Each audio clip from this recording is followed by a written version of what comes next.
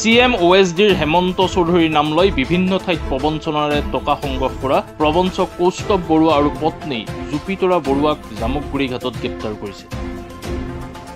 জামুগুৰি ঘাট আৰক্ষীয়ে গ্ৰেপ্তাৰ কৰিছে প্ৰবঞ্চক দম্পতীহালক। নিজকে চিকিৎসক বুলি পৰিচয় দিছিল প্ৰবঞ্চকটোৱে।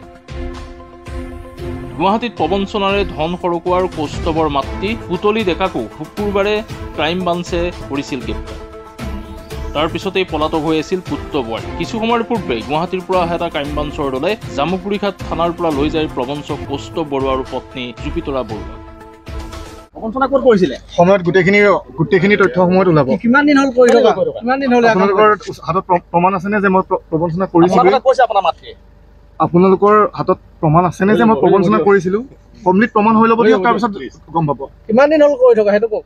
আপোনালোকে যিমান দিন বুলি ভাবিছে কাইণ্ডলি পুলিচক এনকুৱাৰী কৰিব, ইনভেষ্টিগেশ্যন কৰিব দিয়ক, তাৰপিছত আপোনালোকে নিউজ হ'ব। সেইটোকে কৈছোঁ, ইনভেষ্টিগেশ্যন কৰিব দিয়ক, তাৰপিছত আপোনালোকে গম পাব।